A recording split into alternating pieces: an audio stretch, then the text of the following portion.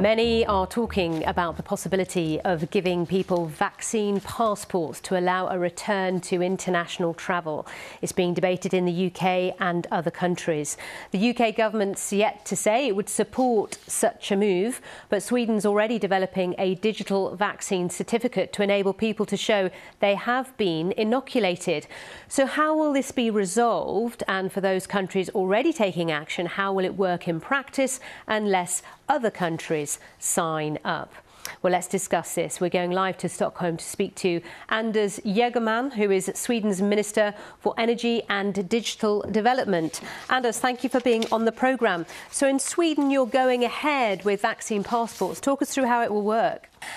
And earlier today, I put out a question on Twitter as to what you think about this. We've heard from many of you. I'm at Sally Bundock, BBC, so do share your thoughts on that. Perhaps we'll mention a few later in the programme if we have time. But now let's talk about financial markets. Asian markets have started the week well, following some record highs at the end of last week in the United States and elsewhere. It's the usual story. We're seeing record highs, near record highs in Asia today. Oil edging closer to $60 a barrel as well. All this on hopes that huge stimulus package in the United States to the tune of $1.9 trillion could actually be passed by US lawmakers. I sound like a broken record when it comes to that, but that is one of the reasons. And also lots of corporate earnings coming through stronger than expected as well has boosted sentiment. Now, the audio-only social network app Clubhouse has seen an explosion of new users in the last week, including Chinese users discussing politics. The app was downloaded some 2.3 million times over the past 7 days. So what is behind the surge? Well, let's go live to Mariko Oy, who is in Singapore for us. Nice to see you, Mariko. Just tell us about this Clubhouse. It seems to be pretty popular. All right, interesting. Mariko, thank you. Nice to see you. Well, let's get some of the day's other business stories. Rolls-Royce is considering a plan to close its jet engine plants for civil aircraft for 2 weeks in a bid to reduce losses.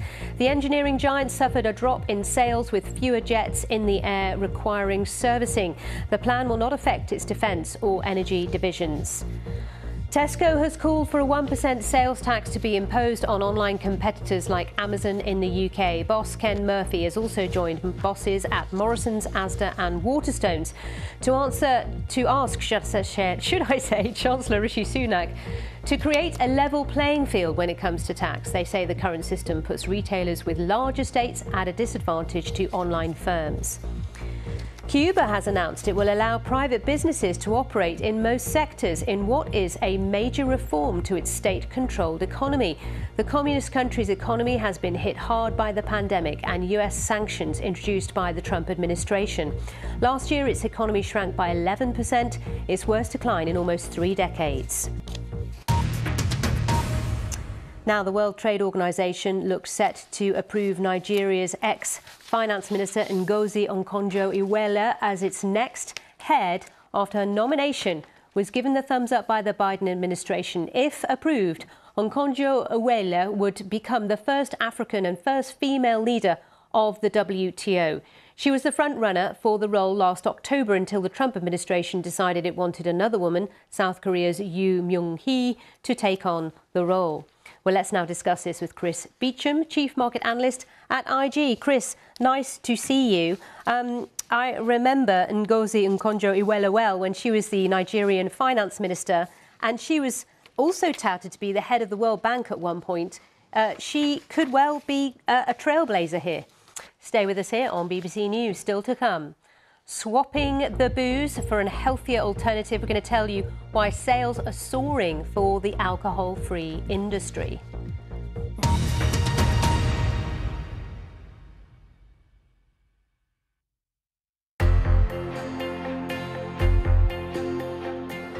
There's Mr. Mandela, Mr. Nelson Mandela, a free man taking his first steps into a new South Africa.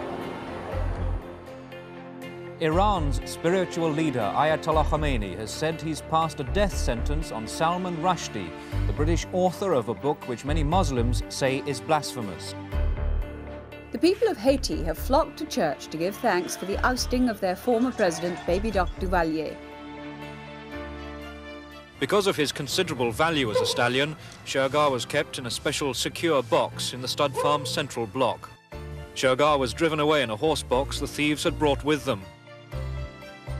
There stepped down from the plane a figure in mourning, Elizabeth II, Queen of this realm and of all her other realms and territories, head of the Commonwealth, defender of the faith.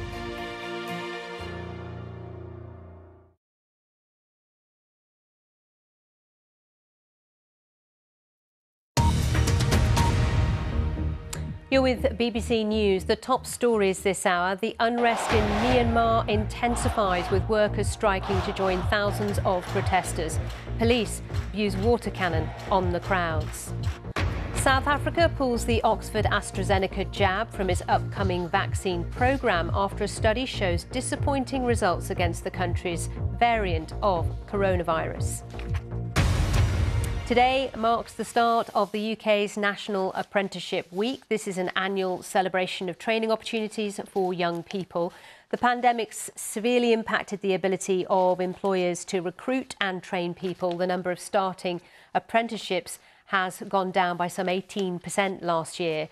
So have they figured out how to adapt to these very special circumstances? Well, let's discuss this with Martin Hottas, who's the Managing Director of Technical Training at the City and Guilds Group. Good morning to you, Martin. Just explain how apprenticeships have continued in these current circumstances. And culturally, are we getting on board with apprenticeships? I know, we've looked at countries like Germany where it's hugely successful.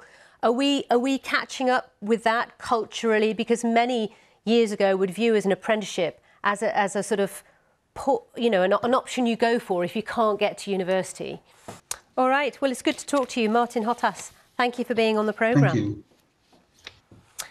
Indian agencies are investigating dozens of money lending apps after they were accused of violating rules and using aggressive methods to recover loans. So India's central bank, the RBI, has also warned citizens to beware of unauthorised lending apps. Independent of that, Google recently removed several apps from its Play Store after receiving complaints. Some of them were operating in violation of its terms and conditions. Arunadai Mukherjee has more.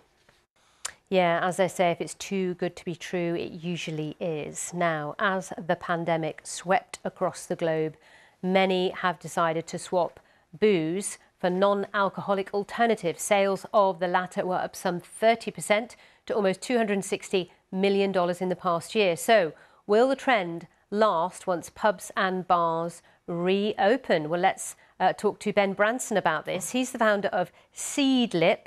It has a lot of competitors in non-alcoholic spirits. Good to have you on the programme. Morning. So why do you think the non-alcoholic version of drinks has been really popular in the last year? Expensive though, isn't it? It's not cheap, and many during this pandemic have felt the bite economically. So how has that impacted you? All right, well, I'm told we are pretty much out of time, so I'm sorry about that, but thank you very much indeed for being on the programme. Fascinating to hear about how the non-alcoholic drinks market has been surging during this pandemic, and yet that contradicts lots of news we've had as well about more and more people drinking to get through what's been a very difficult time. Right, we just want to talk about the fact that many of you have been in touch on Twitter about our top story in business, that being whether a vaccine passport is actually a good idea or not. It's an absolute mixed picture out there in terms of your views. At Sally Bundock BBC is the place to join the debate. So do tell us what you think.